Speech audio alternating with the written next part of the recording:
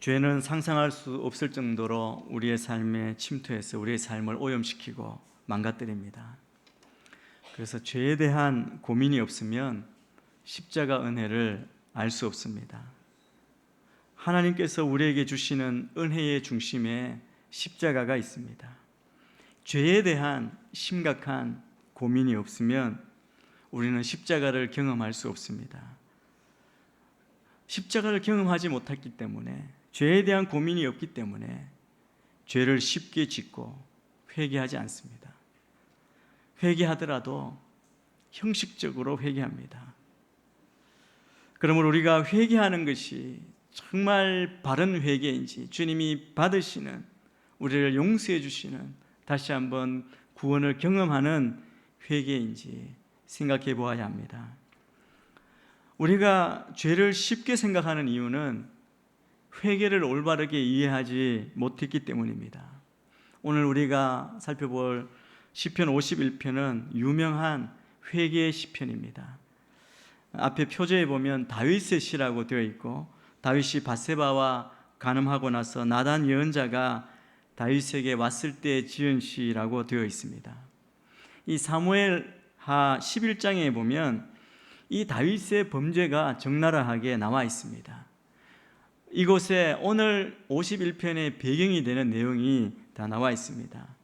다윗이 밧세바를 범하는 죄를 짓고 또 그 죄를 감추기 위해 그 남편 우리아를 전쟁터에서 죽게 만드는 죄를 짓습니다. 그 뒤에 회개하면서 하나님께 기도하였던 회개 기도의 내용이 오늘 읽은 말씀입니다. 처음에 다윗은 자기의 죄를 감추어 보려고 애를 썼습니다. 그러나 하나님께서 나단 선지자를 보내셔서 그를 통해 다윗의 죄를 드러내시고 책망하셨을 때 다윗은 거꾸러졌습니다. 하나님 앞에 어떤 죄도 감춰질 수 없다는 이 단순한 진리를 깊이 깨닫게 되었습니다. 그래서 다윗은 하나님 앞에서 자기의 죄를 시인하고 뉘우치고 회개하는 겁니다. 그래서 시편 51편은 간절한 처절한 회개의 기도입니다. 여러분, 죄는 우리와 하나님 사이를 끊습니다. 하나님과의 사이를 멀어지게 합니다. 다윗은 이 범죄로 인해 기도가 끊어졌습니다. 물론 다윗은 왕으로 기도하는 모습을 보였을 것입니다. 그러나 그것은 형식적인 기도였을 뿐입니다. 우리 성도들 가운데에도, 믿음의 사람들 가운데에도 기도의 모습, 기도의 형태는 가지고 계실지 모르지만 기도가 끊어진 사람이 있습니다. 교회에 열심히 나오지만 기도가 끊어진 사람. 다윗은 범죄로 인해 기도가 끊어졌습니다. 이것은 다윗의 인생의 가장 큰 손실이었습니다. 죄는 우리 믿는 자들에게, 그리스도인들에게서 기도를 빼앗아갑니다. 하나님과 단절되게 합니다. 그래서 기도는 모양이 아니고 형태가 아니고 방법이 아니고 기도는 하나님과의 관계입니다. 오늘 본문에 보면 다윗은 가장 먼저 철저하게 자기의 죄를 인정하고 회개하고 간구합니다. 그는 하나님 앞에서 자기의 죄를 인정하고 있습니다. 그의 죄가 근본적으로 하나님을 거역한 것임을 분명하게 고백합니다. 오늘 읽은 말씀을 한번 보십시오. 다윗의 기도의 처음부터 출발이 이렇습니다. 오 하나님이여 라고 시작합니다. 기도는 하나님으로부터 출발해야 합니다. 우리에게 죄가 문제가 되는 것은 어떤 죄를 범했기 때문이기도 하지만 하나님께서 계시기 때문입니다. 하나님이 그 죄를 보시기 때문입니다. 그래서 하나님을 무시하거나 하나님을 부인하면 우리가 지은 죄는 아무 문제가 되지 않습니다. 그냥 문제되지 않게 무시하고 지나갈 수 있습니다. 그러나 죄를 규정하시고, 이것은 죄라고 하나님이 분명히 규정하시고 그 죄에 대해서 심판하시고 진노하시는 분이 계시기 때문에 죄가 문제가 됩니다. 그리고 죄를 용서해 주실 수 있는 분도 하나님이십니다. 그러므로 죄는 하나님과 상대하는 것입니다. 하나님과 관련된 것입니다. 그래서 우리가 죄를 지을 때 이것은 하나님께 죄를 짓는 것이죠. 인간들이 왜 하나님을 거부하고 하나님을 부인하려고 합니까? 자기가 죄인임을 인정하고 싶지 않기 때문입니다. 하나님만 없으면 괜찮다고 생각합니다. 여러분, 우리가 세상의 한가운데로 들어가면 죄를 죄라고 하지 않습니다. 그리고 죄를 죄라고 하지 않으려고 얼마나 많은 애를 쓰고 방법을 만들고 노력하는지 모릅니다. 하나님을 믿지 않는 세상의 문화 속에서는 죄를 죄라고 하지 않고 죄인은 자신이 죄인됨을 인정하는 것, 그것을 가장 싫어합니다. 여러분, 마치 하나님이 전혀 없는 것처럼 그렇게 사는 이 시대, 이 세상을 보십시오. 우리 다음 세대, 우리 자녀들을 생각해도 얼마나 이 세상이 영적으로 지금 척박한 땅이고 환경인지 모릅니다. 그것을 보면 두렵고 가슴이 아프고 또 우리의 마음이 답답합니다. 죄를 짓고서도, 잘못을 행하고서도 부끄러워하지 않고 변명하고 그리고 합리화합니다. 수치심이 없는, 부끄러움이 없는 그런 시대 가운데 우리가 살아가고 있죠.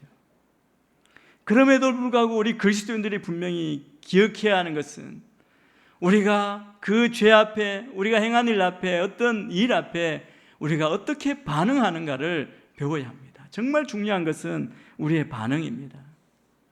그것은 우리의 성품과 인격과 관련된 것입니다. 다윗의 이 회개 기도를 통해서 우리는 하나님의 마음에 합한 자라고 평가를 받았던 다윗의 그 반응을 어떻게 하면 어떻게 해서 그렇게 되었는지 그 반응을 우리가 배우게 됩니다.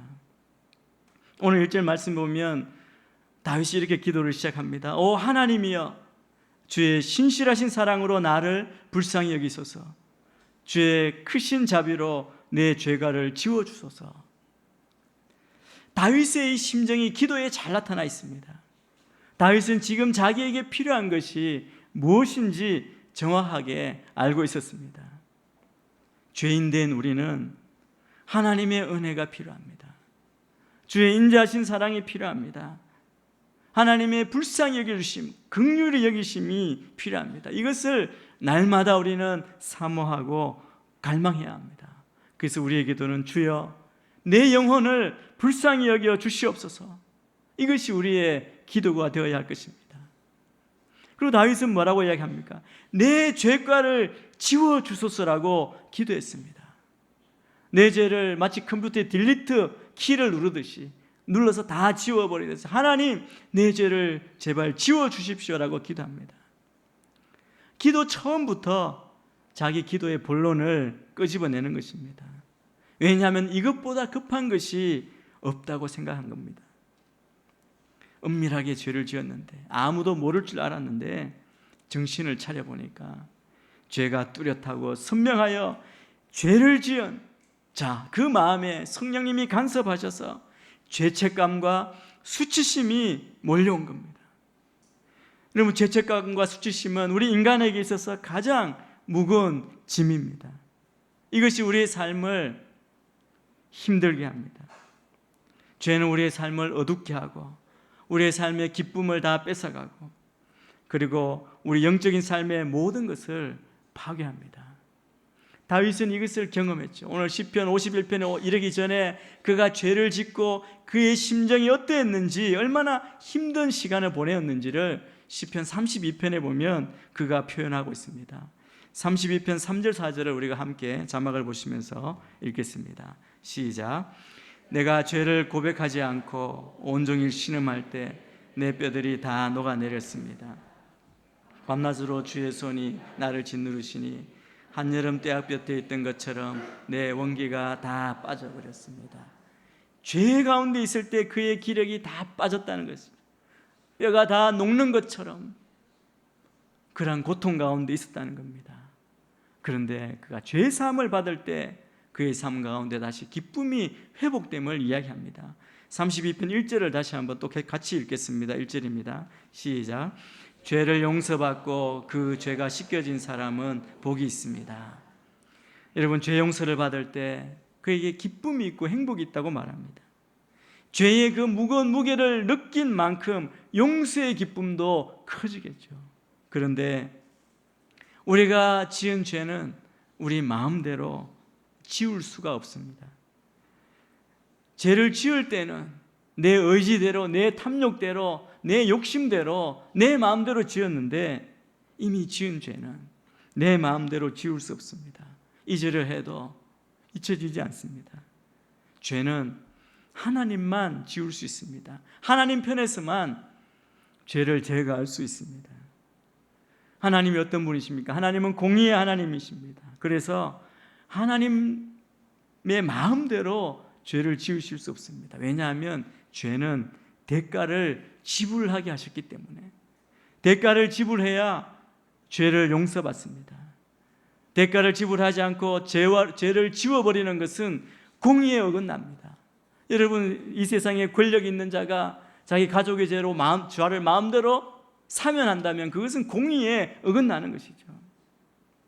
그러므로 죄 문제는 하나님의 편에서도 복잡하고 까다롭습니다. 그래서 하나님께서 죄 문제를 해결하시기 위해 대가를 지불하셨습니다. 그것이 십자가입니다. 하나님께서는 하나님의 아들을 세상에 보내셔서 십자가에 죽게 하셨습니다. 사랑하는 유일한 독생자 예수 그리스도를 나의 죄값을 대신하기 위해 십자가에 죽게 하셨습니다.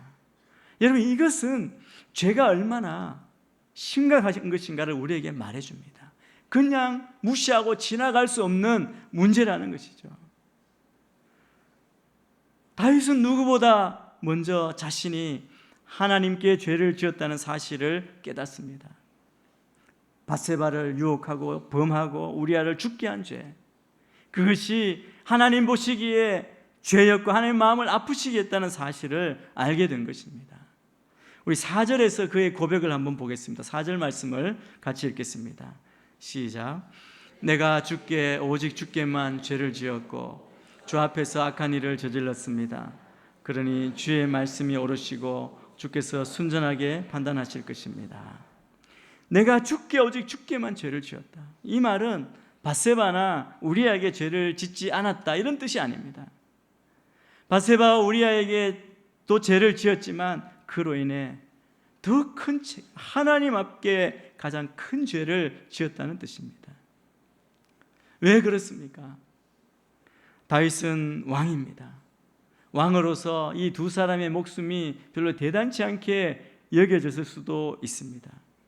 그러나 하나님께는 이 영혼이 온 우주보다 귀한 생명이었습니다.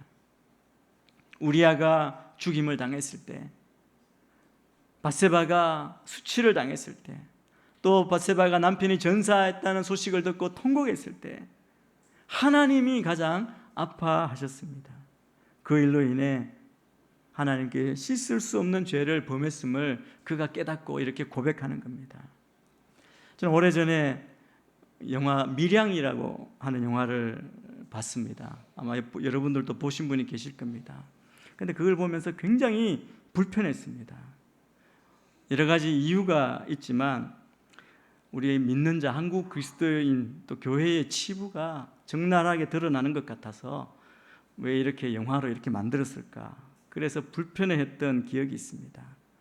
그 영화를 보면 제가 그때 정말 불편하게 느꼈던 것은 주변에서 우리가 흔히 볼 수 있는, 교회 안에서 볼 수 있는, 경험하는 예수 믿는 사람, 그리스도인의 모습이 그대로 드러났기 때문에 그렇습니다. 부인할 수 없는 우리의 어떻게 보면 연약함, 부끄러움이 그대로 다 드러났습니다.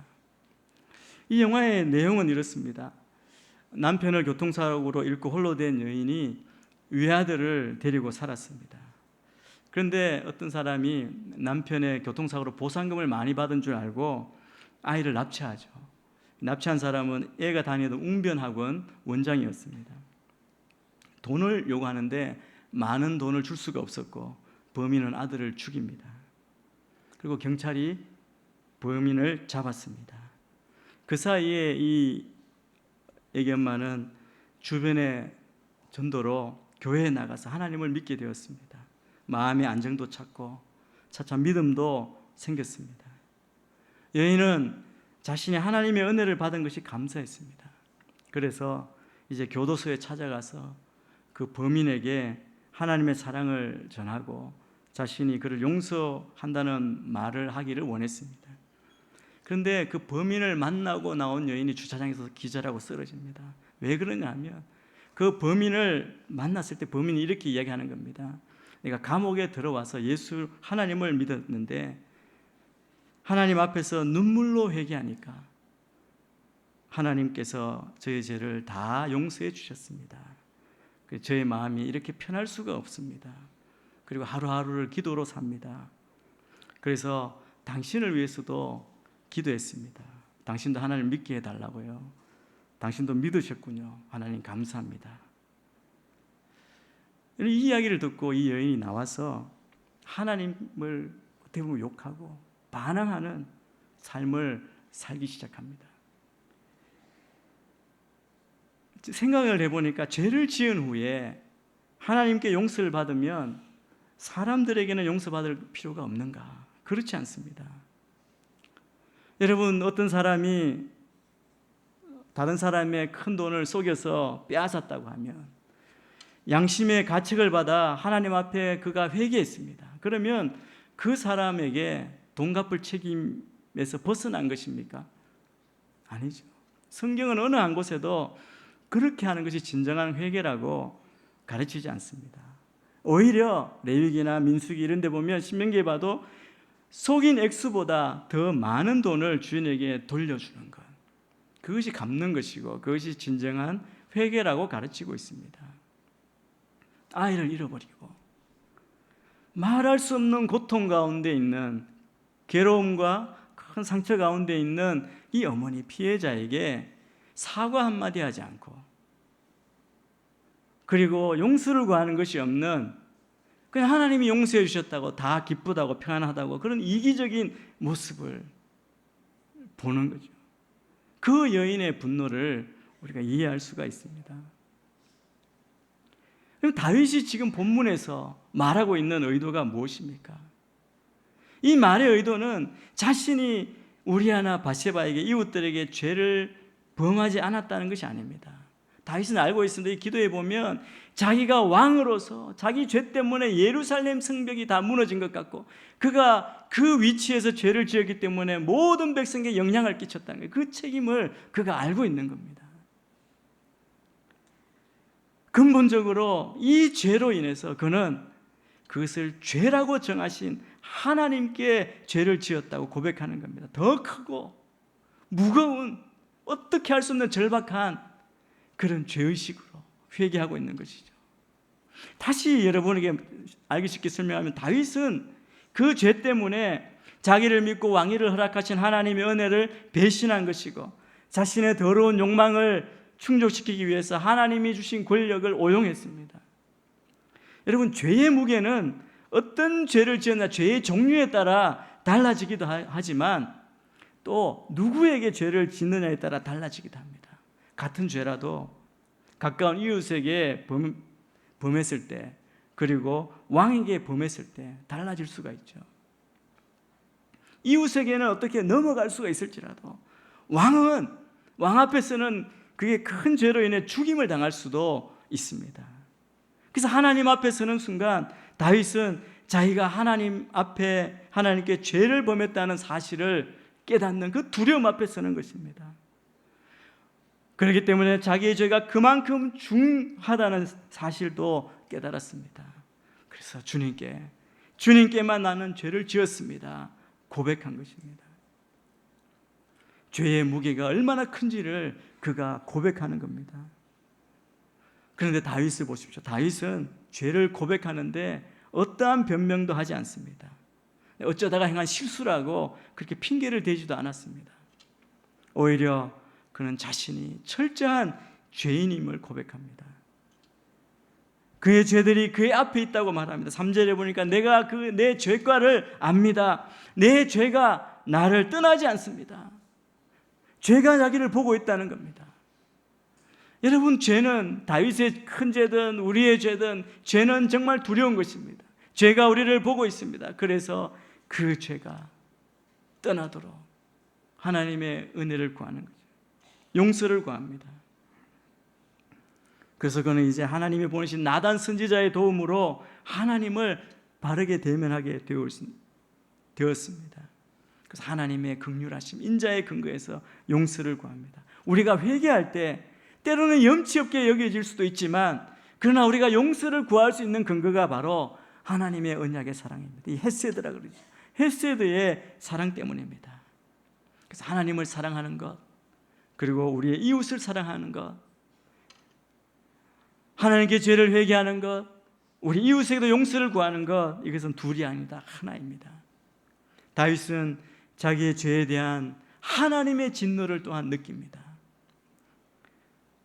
거룩하신 하나님은 죄에 대해 그냥 보고만 계시는 분이 아니라는 사실을 깨닫습니다. 그래서 11절에 그는 이렇게 기도합니다. 11절 말씀을 우리 한번 같이 읽겠습니다. 시작. 주 앞에서 나를 쫓아내지 마시고 주의 성령을 내게서 거둬가지 마소서. 그가 죄를 깨닫는 순간 내가 쫓겨날지도 모른다는 위기감을 느낍니다. 그래서 간구하는 것이죠. 그런데 그가 회개할 때 하나님과 거래하려고 하지 않습니다. 하나님, 제가 제 죄를 회개합니다. 그러니까 회개했으니까 제 왕위는 그대로 지킬 수 있도록 해주십시오. 하나님, 저밖에 없잖아요. 보십시오, 저만큼 하나님 사랑하고 이 백성 사랑하는 사람이 또 어디에 있습니까? 그러니 저를 용서해 주시되 저를 왕의 자리에서 쫓겨나지 않게 해주십시오. 다윗은 이런 태도로 기도하지 않았습니다. 그는 그 결과가 어떻든 철저하게 하나님과 그의 관계를 우선에 두고 있습니다. 죄사함에 대한 간구에서 그는 하나님께서 내 마음의 중심의 진실함을 원하신다는 깊은 묵상에까지 이릅니다. 그 자기의 죄를 고백하고 그 다음에 그 하나님의 마음을 읽고 묵상하고 있습니다. 오 하나님이여, 내 속에 정결한 마음을 창조하소서, 내 안에 정직한 영을 새롭게 하소서라고 간구합니다. 성령을 거두지 말아 달라고 간구합니다. 구원의 즐거움을 회복시켜 달라고 간구합니다. 다윗은 지금 하나님 앞에 철저한 회개를 하는 중입니다. 그런데 이 순간에 그가 깨달은 것이 이것입니다. 하나님은 바로 나의 깨지고 상한 마음을 받으시는구나. 이것이 바로 하나님께 드리는 진정한 예배 제사이구나. 하나님이 나에게 요구하시는 최고의 제사와 제물이 바로 나의 회개하는 마음이구나. 찢어지고 깨지고 상한 동물의 제사와 제물이 아니라 나의 찢어지고 깨지고 상하고 회개하는 그런 마음을 원하시는구나. 이것을 철저하게 깨달았습니다. 하나님은 우리를 진정한 회개로 이끄신 후에 우리와 살아있는 관계를 회복하기를 원하십니다. 하나님이 정말 원하시는 것이 무엇인지를 우리 모두가 깨닫게 되기를 축복합니다. 17절 말씀 또 같이 한번 읽겠습니다. 시작. 하나님께서 바라시는 제사는 상한 영혼입니다. 오 하나님이여, 주께서는 상하고 뉘우치는 마음을 회개하십니다. 잘못을 저지르고 죄를 지은 후에 내가 잘못했으니까 교회 열심히 매주 다니겠다, 매일 성경을 읽겠다 약속함으로 하나님께 돌아가려고 그렇게 시도하는 사람들이 있습니다. 그러나 어떻게 보면 그것은 제대로 된 길이 아닐 수 있습니다. 오늘 여기 방금 읽은 이 구절은 우리의 이런 종교적인 활동이 우리의 속, 중심, 내면의 변화와 연결되지 않으면 아무 의미가 없다는 것을 말씀해 줍니다.